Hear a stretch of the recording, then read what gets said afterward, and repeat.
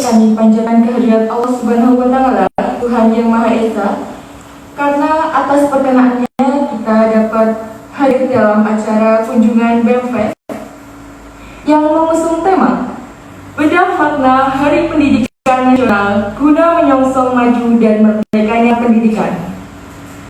Mungkin dari para hadirin bertanya-tanya mengapa dari kami mengusung tema Hardiknas. Mungkin sangat bertolak belakang Pak, karena sekarang udah bulan Juni dan yang kita tahu Hari Pendidikan Nasional itu tanggal 2 Mei. Dikarenakan waktu itu tanggal 2 Mei kita bertepatan dengan Hari Raya Idul Fitri, jadi dari program kerja kami ada kemunduran di tanggalnya. Mohon maaf Bapak. Dan perlu kita ketahui bersama juga bahwa kunjungan BEMFEST ini diadakan oleh Departemen SDM. Kemudian program kompetisi seperti di Jogja, wilayah lain juga mendapatkan dana. Dana ini kalau nggak salah di Jogja sudah ada 5-10 ya yang mendapatkan PKKM ini. Program kompetisi kampus merdeka. Intinya program ini diperuntukkan untuk perguruan tinggi yang akan mengimplementasikan Merdeka Belajar Kampus Merdeka. Jadi semua kegiatan yang mendorong ke sana itu akan didanai. Jadi ini sangat membantu untuk program-program mahasiswa. Next. Nah ini yang beasiswa, karena di Tom juga menyebutkan beasiswa. KIPK kuliah ini juga meningkat dari tahun ke tahun. Kemudian dananya juga diganti ya. Kalau dulu semuanya sama ya, misalnya biaya hidup dulu 700.000, sekarang bisa sampai 1,4 juta ya, tergantung dari daerah, tergantung dari klasternya, tergantung dari prodi. Kalau prodinya unggul itu biasanya bisa mendapatkan tuition fee yang lebih besar sampai 12 juta. Jadi ini adalah model yang diperbarui dari tahun ke tahun untuk KIP kuliah yang dulu namanya bidik misi. Nah saat ini tahun kemarin kita mendapatkan kuota untuk di wilayah 5 itu 4.500, sekarang tinggal 2.900. Mungkin karena ada potongan-potongan sehingga tahun ini biaya KIP kuliah menurun kuota. Next. Nah ini slide terakhir bahwa Kemendikbud ini sudah berkolaborasi dengan LPDP untuk mendanai semua bentuk beasiswa. Jadi semua bentuk beasiswa, baik beasiswa afirmasi, beasiswa tertentu, beasiswa umum, itu semuanya didanai oleh LPDP, tetapi yang melakukan rekrutmen, yang melakukan sosialisasi, yang menyusun pedoman, itu adalah Kemendikbud. Misalnya kampus merdeka, program dosen, program guru, program vokasi, semuanya adalah didanai oleh LPDP. Sementara Kemendikbudristek mendesain program-program ini, melakukan rekrutmen, sosialisasi dan sebagainya. Saya kira itu poin-poin penting tugas fungsi LPDP. Kemudian kenapa lahir kebijakan Merdeka Belajar Kampus Merdeka sesuai dengan Bapak diajak Dewantara agar bisa mandiri, mampu berdiri di kaki sendiri, mampu menciptakan masa depannya sendiri. Ya. Next, saya kira demikian yang bisa sampaikan. Mudah-mudahan ini bisa menjadi bahan ya oleh-oleh ya untuk BEM agar lebih paham tentang program-program LPDP dan juga program-program beasiswa yang disosialisasikan atau ditawarkan dari Kemendikbud. Dan kami mendorong agar dari BEM ini bisa memberikan juga menyampaikan ke teman-temannya yang mahasiswa lain untuk aktif di dalam program-program yang diadakan oleh LPDP maupun Kemendikbud. LPDP memberikan hibah berupa wirausahaan, kemudian juga hibah yang lain, walaupun nilainya tidak banyak, tapi untuk stimulan mahasiswa untuk ikut di program-program yang dimana.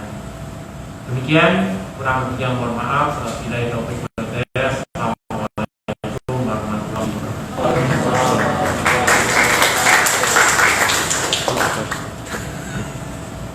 Terima kasih kami ucapkan kepada Bapak Adi Junaidi atas sambutan dan penjelasannya mengenai tujuan dan fungsi dari Lembaga Layanan Pendidikan Tinggi Wilayah 5 Yogyakarta.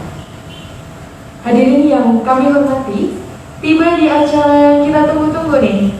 Acara selanjutnya yaitu acara inti. Pada sesi ini, kita nantinya akan mengulas dan berdiskusi mengenai beberapa hal. Nah, mungkin tadi sudah terdapat beberapa hal yang dibahas. Yang pertama mengenai bedah makna Hardiknas. Yang kedua, diskusi mengenai pendidikan setelah pandemi.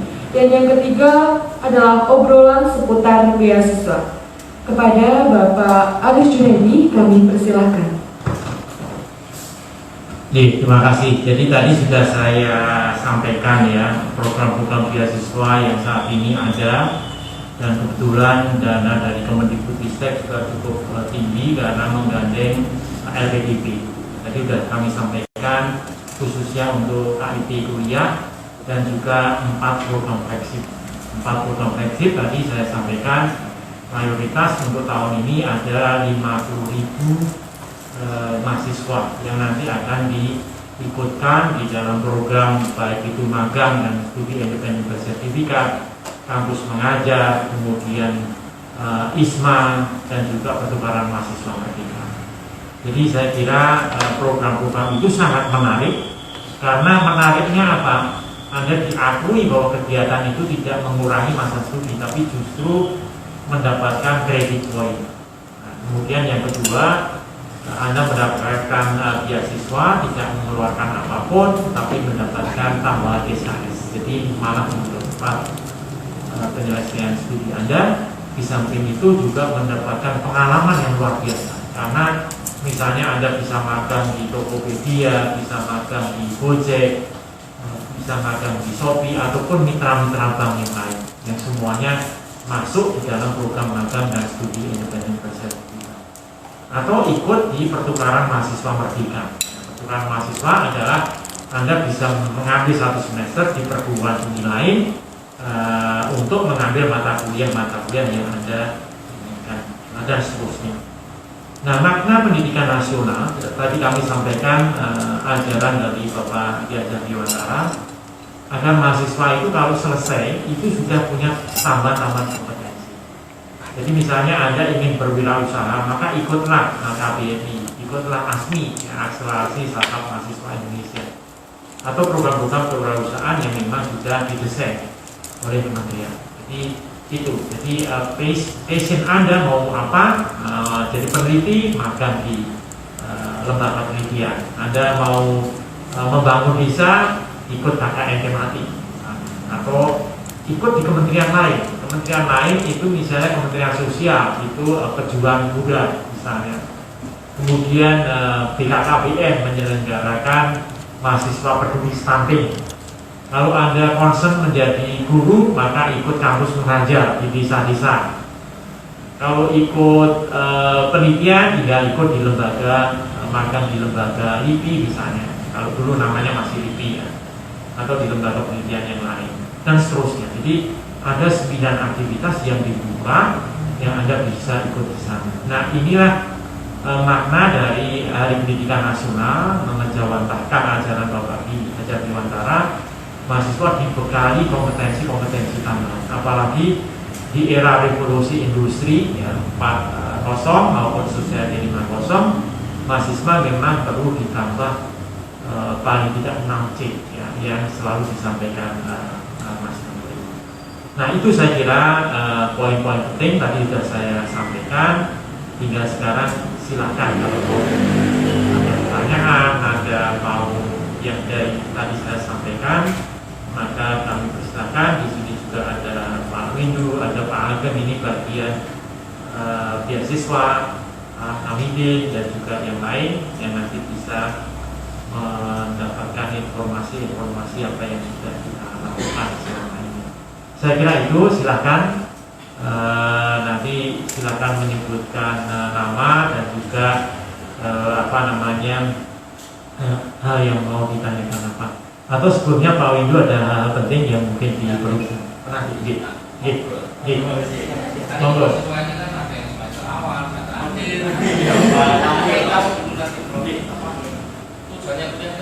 Nih, ngobrol. Silakan nanti sambil ingat TikTok. Iya, ngobrol santai antara Bapak sama kami. Namanya Fauzi Muntah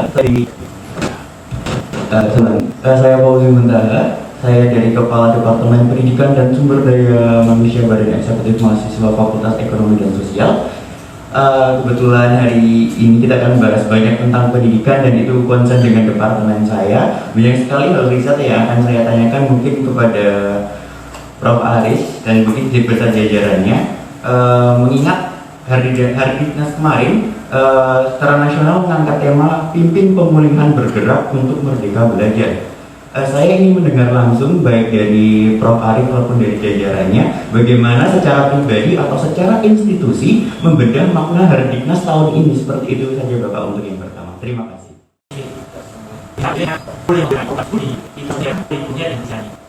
Jadi kalau prodi macam-macam, misalnya prodi akuntansi atau prodi apa, itu belum bisa mengakomodir kampus mengajar. Artinya prodi itu mungkin lebih fokus ke wirausaha atau lebih fokus ke magang. Maka itu yang dipilih. Jadi Anda tidak boleh menentang kebijakan prodi.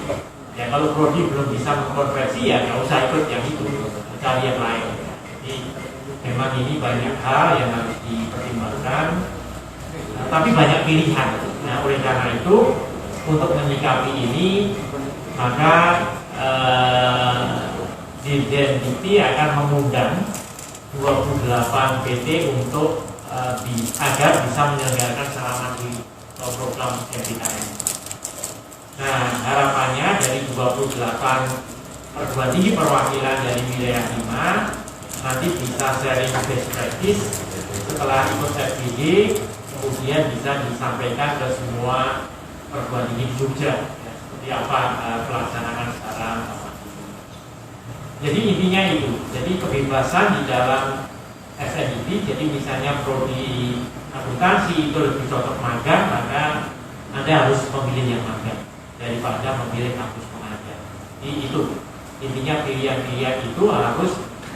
Oleh karena itu jadi begini, semua program Merdeka Belajar Kampus Merdeka, semua program itu mahasiswa harus mendapat persetujuan dari dosen pembimbing anak atau dari dekan atau dari wakil. Itu baru boleh. Itu tidak bisa, misalnya Anda pura-pura gak konsultasi karena tertarik ada uang sabunnya misalnya ya, ada kreditnya, maka langsung aja mendaftar kampus pengajar. Nah nanti akan ribut. Ributnya itu setelah Anda selesai, Anda kembali ke dosen pembimbing akademik, Anda tidak bisa dikonversi. Nah, ributnya di situ. Padahal yang salah adalah mahasiswanya sendiri karena tidak dapat, harusnya seizin dekan atau. Jadi intinya begitu. Masih lagi. Ya.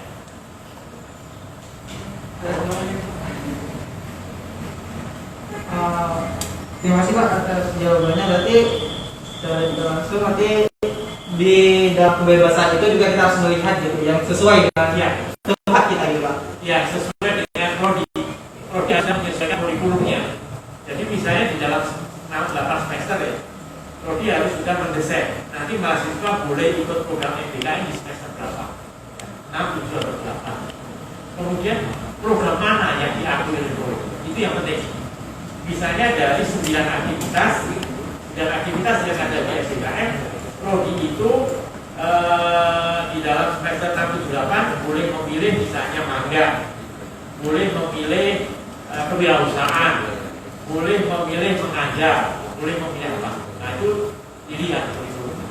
Kalau perguruan tinggi atau prodi belum menyesuaikan kurikulum, berarti prodi itu belum siap untuk bicara MBKM.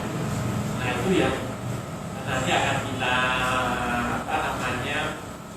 kita peringatkan ya agar kebijakan ini diimplementasikan di program tersebut. Ya, Ya, baik, terima kasih Pak. Mungkin ini ada lanjutan pertanyaannya, boleh Pak? boleh. Oke. Mungkin yang tadi saya tanyakan sudah terjawab. Terima kasih banyak. Ini pertanyaan lanjutan yang beberapa waktu lalu hangat ya, terkait masih ada yang aku beli di universitas Pak. Itu bagaimana tanggapan dari bapak-bapak sendiri di sini? Masih ada apa mas? Pungli yang kemarin kan yang sempat kita dengar di salah satu universitas yang masih adanya pungli. Contohnya gimana? Program apa? Di peralatan saya di Usrat ketika wisuda, Oke, iya. tapi bukan yang di Oke. gitu. Ya, kan masih sangat kita sayangkan gitu, masih ada pungli gitu. Dan sudah jelas itu terlarang gitu. Iya, saya juga dengar itu ya pada saat acara wisuda ya, Iya. mahasiswa menunjukkan pamflet ya, masih ada pembeli. Saya nggak tahu secara persis kejadiannya seperti apa, tetapi yang saya dengar rektor sudah memanggil ya mahasiswa yang saya nggak tahu kasus tersebut. Mungkin yang dimaksud pembeli itu pada saat wisuda masih ditarik biaya tambahan mungkin ya, saya nggak tahu. Ya selama penggunaan dana yang ditarik itu bisa dipertanggungjawabkan, misalnya untuk sewa tugas atau untuk konsumsi saja juga wajar, kecuali kalau itu ditarik tapi tidak tahu kegunaannya. Nah itu yang dimaksud pungli. Monggo Pak Ibu.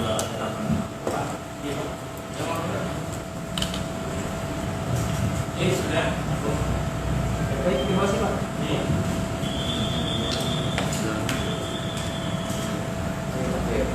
Baik, terima kasih. Mungkin dari teman-teman yang lain ada yang ingin dipertanyakan lagi?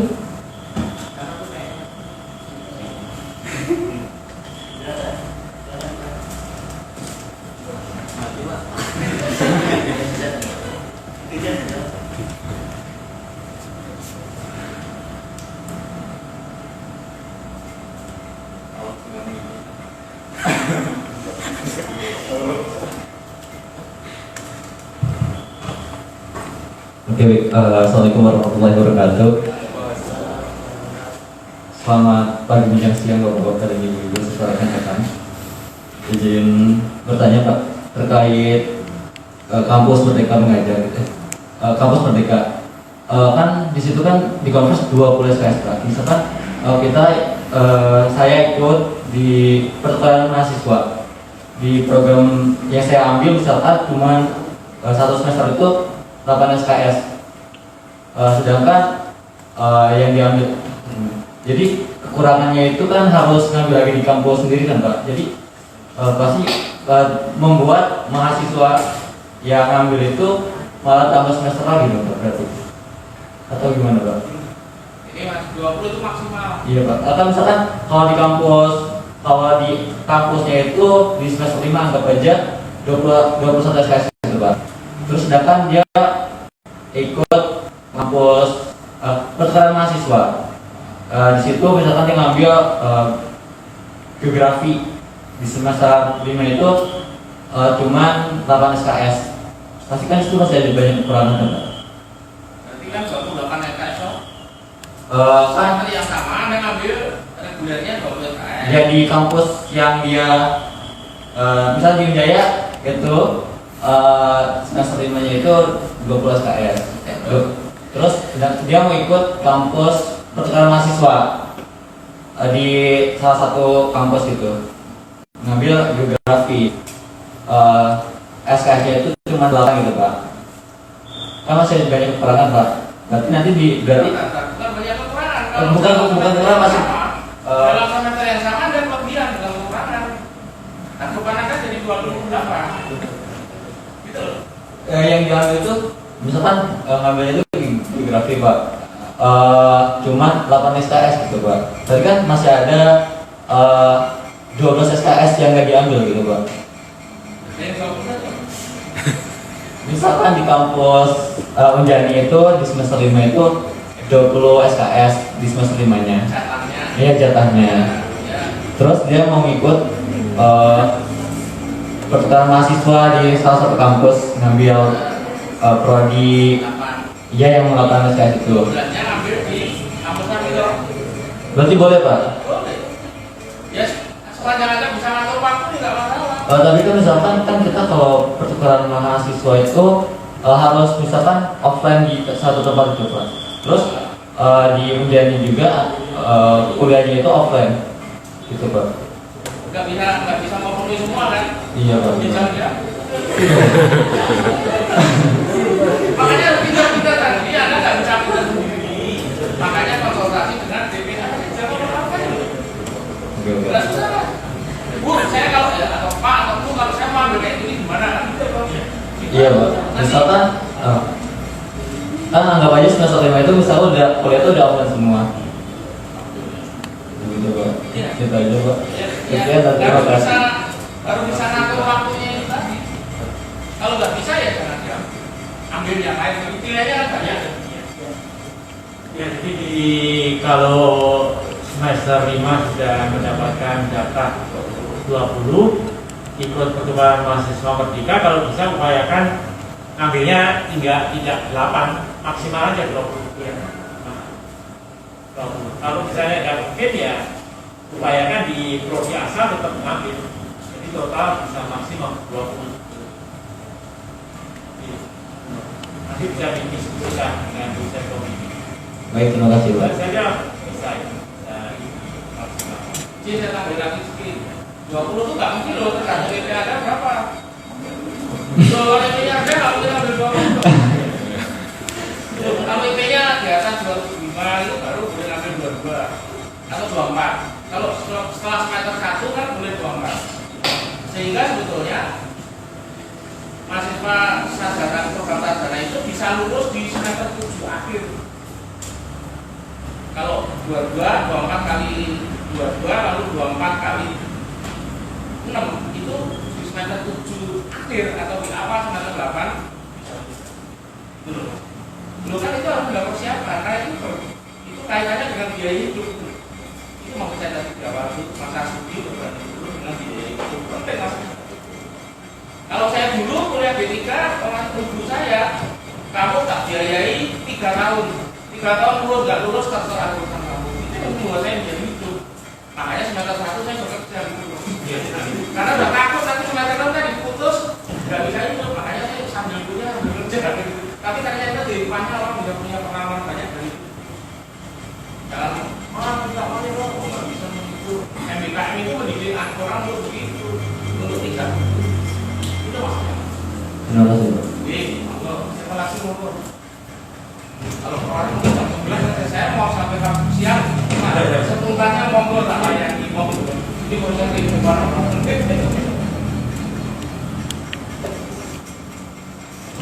Bapak izin bertanya, mungkin masih berkaitan dengan tadi. Bapak kan bilang ada yang semester 7 ataupun 7 awal itu lulus. Oh iya, 8 awal lulus. Nah, itu tergantung dengan univnya sendiri atau dengan mahasiswanya. Soalnya biasanya tuh dari saya sendiri Pak, semester 4 untuk SKS-nya itu dipaketkan Pak. Padahal dari mahasiswanya ada yang merasa mampu ingin menambah SKS, tapi dari prodi saya sendiri itu tidak, bukan manajemen Pak. Nah itu tidak diperbolehkan Pak. Sudah disediakan Pak, misalnya mata kuliah apa dulu untuk semester 4 ini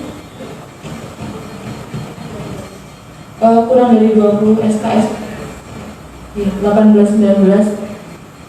Itu berlaku semua dalam satu program studi atau berlaku untuk negara? Berlaku untuk semua program studi.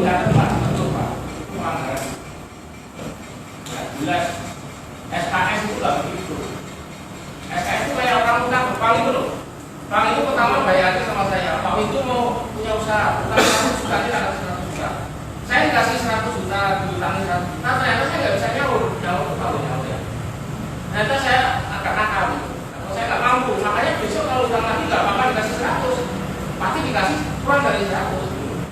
Kalau sampai dikasih 100 lagi, mungkin nggak apa-apa kalau kita. Terus ditanya, karena kamu nggak mampu 100, nggak kurang sama. Karena pertama kali itu punya itu 22 SKS. semester 1. IP-nya berapa? IP-nya tuh IP-nya rendah, nggak pernah bisa ngambil berdua, pasti 15, 16. Tapi itu enggak. Tapi kalau IP-nya tinggi, di sana boleh ngambil 24. Nggak boleh dipakai. Dulu yang dipakai itu hanya prodi-prodi kesehatan itu sudah saya lawan itu. Anda tahu nggak nih Kementerian Kesehatan nggak boleh pakai. Sudah jelas kalau maksimal 24 ya dia boleh mengambil apa? Jangan dipakai. Dipakai itu mata kuliahnya ditentukan. Itu berarti kalau dia nggak lulus dia tertunda setahun loh. Karena mata kuliah itu tidak bakal ditawarkan di semester berikutnya lagi. Gitu loh Pak. Itu beda ya. Jadi kalau dipakai Pak, kalau kan itu nggak boleh ya. SPM nggak boleh. Waktu semester 2 kami diperlakukan kayak gitu Pak, maksimal 24, tapi untuk semester berikutnya kami dipraktikkan. Dipakai mata kuliah sama semua. Iya. Jadi gini loh, mahasiswa itu kalau di semester pertama gojolkan dulu Mbak, masih makraf itu ketemunya cuma di semester pertama, semester kedua itu nggak ketemu lagi. Karena apa? Yang diambil itu nggak sama, itu SKS. Paham maksudnya? Karena Anda ngambil mata kuliah ini dengan nggak ambil yang lain boleh. Sepanjang itu tidak mata kuliah yang punya request atau bersyarat itu kan boleh diambil. Nah itu maksudnya. SKS itu maksudnya itu. Diberikan mahasiswa diberikan kebebasan mengambil naskah dan jumlahnya sampai ke batasnya maksimal adalah setelah semester 1 itu maksimal 24, tetapi juga dihubungkan dengan IP semester yang diperoleh sebelumnya.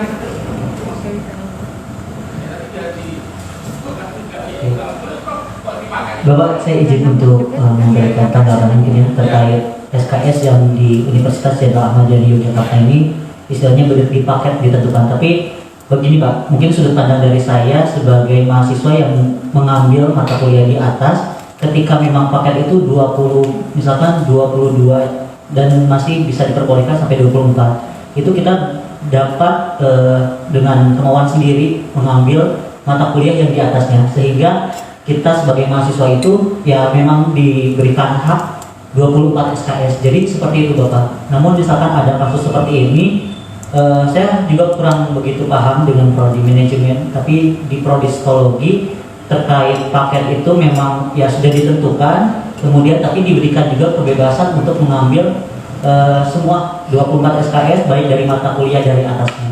Ya, mungkin dari itu. Kalau pengertiannya adalah mengarahkan mahasiswa supaya tidak salah jalan atau salah Betul. arah, saya bisa terima.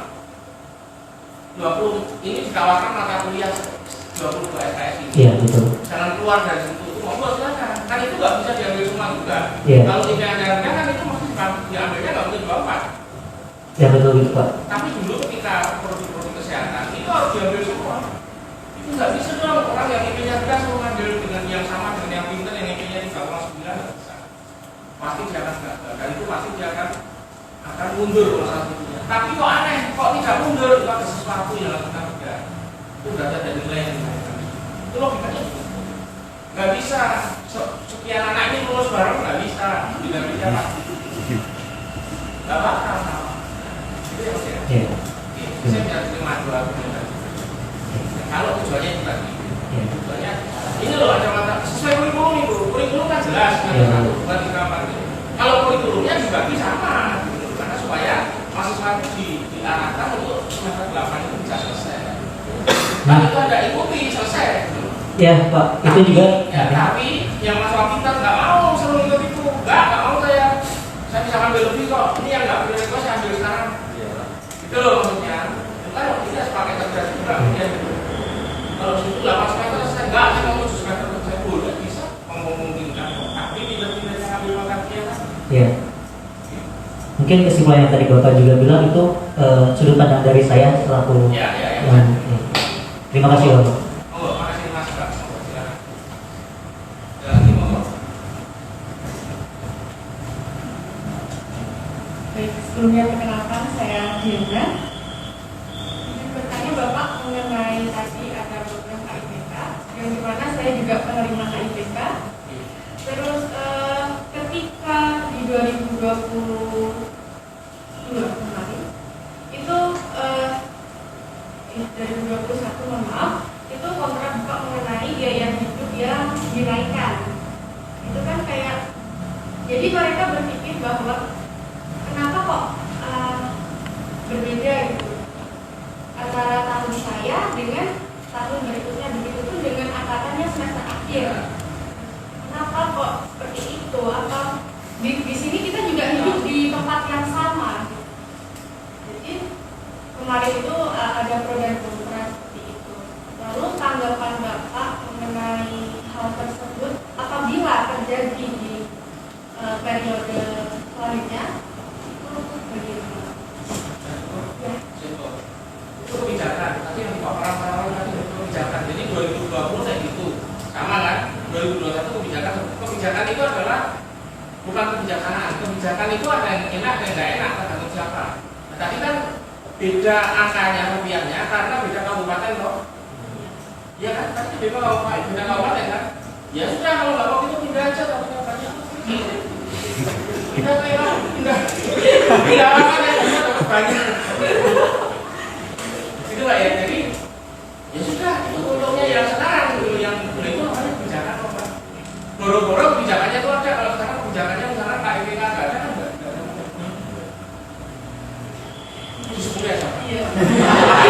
Kalau nggak dapat yang tadi angkanya itu kecil, kan bisa ngirim itu yang besar orang kan bisa misalkan ya belum itu pindahnya belum itu, tapi ada kan mendapatkan imbalan yang lain itu.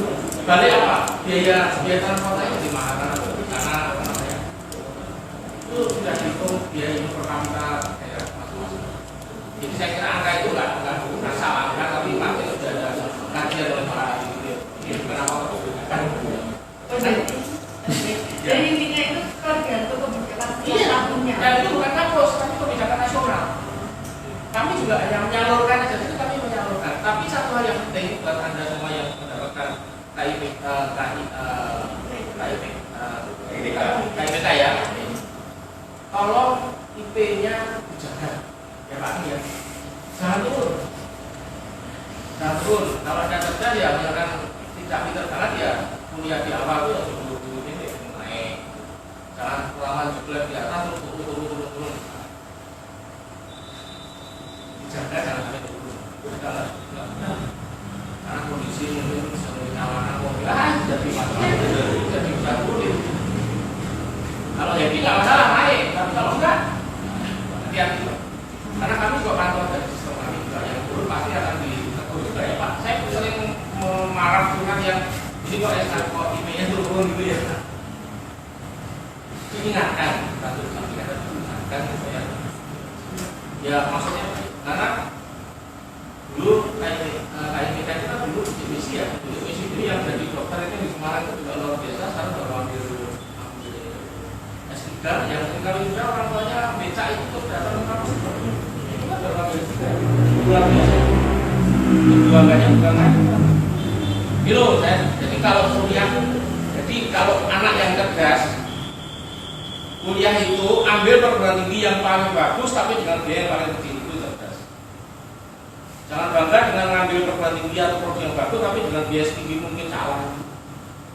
Masuk kedokteran itu yang nggak bayar juga ada di UPN. Ada putranya Pak teman kita Pak Pugu itu kan dulu kan nggak bayar kan?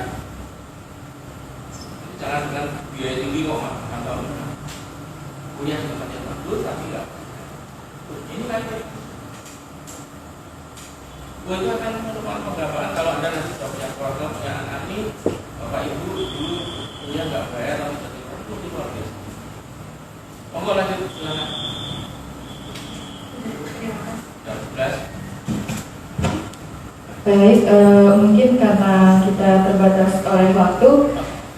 Terima kasih Bapak atas ilmu dan informasi yang Bapak berikan. Semoga nantinya kami pengurus BMFest dapat menyalurkan ilmu yang Bapak berikan kepada mahasiswa khususnya di Unjani Yogyakarta.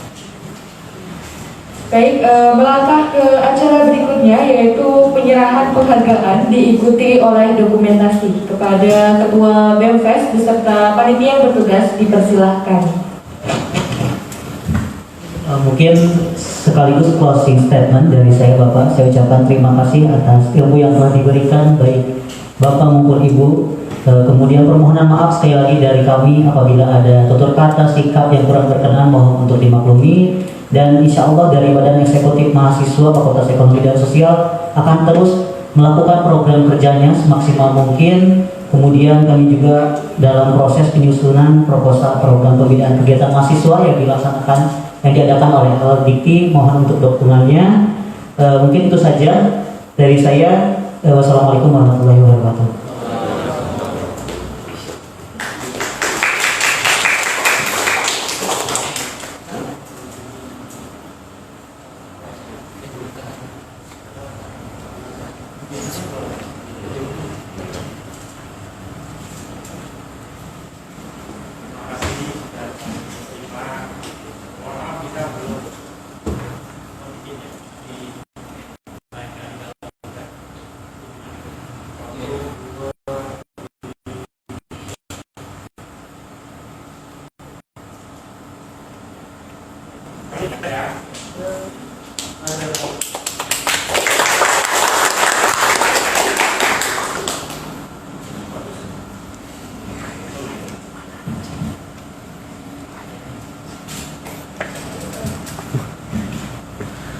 Oke, tiba di penghujung acara. Terima kasih kami ucapkan kepada para hadirin yang telah mengikuti acara kunjungan kegiatan BEMFES Undaya hingga akhir acara. Saya, Nova Intan Berliana Putri, sebagai Master of Ceremony, pamit undur diri. Mohon maaf apabila